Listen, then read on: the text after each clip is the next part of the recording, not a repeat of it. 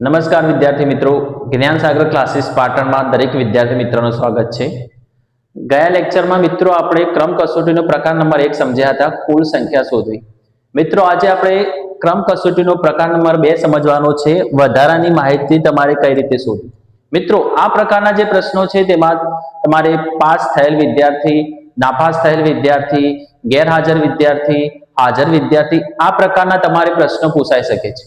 મિત્રો આજે આપણે ઉદાહરણ જોઈ લઈએ કે કઈ રીતનો પ્રશ્ન પૂછાય છે અને પ્રીવિયસ યરમાં કયા પ્રશ્નો પૂછાઈ ગયા હતા અને આવનારી કોઈ સરકારી ભરતી છે એમાં કયા રીતના પ્રશ્નો પૂછાઈ શકે છે એની માહિતી આપણે આ વિડિયો લેક્ચરમાં મેળવીશું। મિત્રો સૌપ્રથમ આપણે ઉદાહરણ નંબર 1 જોઈએ કે એક વર્ગમાં પાસ થયેલા વિદ્યાર્થીમાં શુભમનો ક્રમ આગળથી 10મો છે। મિત્રો આગળથી કયો ક્રમ છે? 10મો, જ્યારે પાછળથી એનો 30મો ક્રમ છે।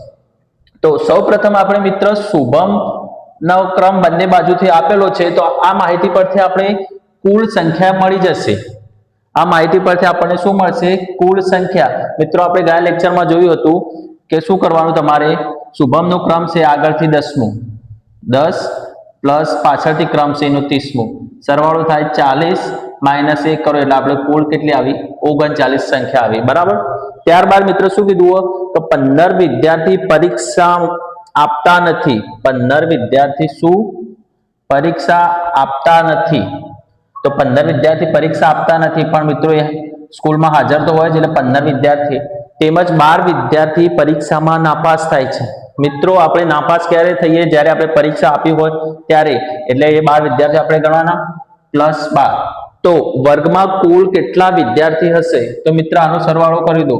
9 ને 5 14 ને 2 16 વધી 1 3 ને 4 ને 2 6 એટલે આપણો કુલ કેટલી વર્ગમાં 66 સંખ્યા છે। મિત્રો કેટલી? 66। આ આપણો જવાબ મળી ગયો। મિત્રો હવે આપણે જે વધારાની માહિતી શોધવી છે એમાં આપણને જે ટકાવારી પ્રમાણે જે પ્રશ્ન પૂછાય છે એના વિશે માહિતી મેળવીશું। જો મિત્રો ઉદાહરણ નંબર 2 માં શું કીધું? એક વર્ગમાં આંકડાશાસ્ત્ર વિષયમાં 70% વિદ્યાર્થીઓ પાસ થાય છે। પાસ થનાર વિદ્યાર્થીઓ છે એમાં જીગરનો આગળથી ક્રમ 14મો છે, જ્યારે પાછળથી ક્રમ 36મો છે। તો વર્ગમાં કુલ વિદ્યાર્થીઓની સંખ્યા કેટલી? મિત્રો જીગર પાસ થનાર વિદ્યાર્થી છે અને કુલ કેટલા વિદ્યાર્થીઓ પાસ થયા? 70%। એટલે મિત્રો આપણા વર્ગમાં 100% સંખ્યા હોય, બરાબર। હવે તેમાં 70% પાસ થયા, તો કેટલા ટકા ફેલ થયા હશે? 30%। આપણે વર્ગની કુલ સંખ્યા શોધવાની કીધી છે, એટલે આપણે કુલ સંખ્યા કીધી હોય એટલે આપણે 100% પરિણામ લેવું પડે। એટલે જુઓ 70% વિદ્યાર્થીઓ પાસ થયા છે, એમાં જીગરનો આગળથી ક્રમ 14મો છે, તો 14 વત્તા પાછળથી ક્રમ 37 એટલે આપણો 50, એમાંથી માઈનસ 1 કરો એટલે તમારે આવશે 49। કેટલો સરવાળો હોય? 49। હવે શું કહે મિત્રો? 70% વિદ્યાર્થીઓ પાસ થયા, તો જીગર પાસ થનાર વિદ્યાર્થી છે, તો 70% પાસ થયા તો 49 વિદ્યાર્થીઓ, કારણ કે જીગર પાસ થનાર વિદ્યાર્થી છે। તો 100 એ કેટલા? મિત્રો આનો ચોકડી ગુણાકાર કરો તો 100 ગુણ્યા 49 ભાગ્યા 70 0 0 70 49 એટલે 70। તો વર્ગની કુલ સંખ્યા કેટલી હશે મિત્રો? 70। તો મિત્રો આમાં આપણે 2 પ્રકારના ઉદાહરણ સમજ્યા। હવે મિત્રો તમને હું કોમેન્ટ બોક્સમાં પ્રેક્ટિસ માટે જે પ્રશ્નો આપવાનો છું, તો તમે મને કોમેન્ટ કરીને જણાવજો કે તેનો શું જવાબ આવશે।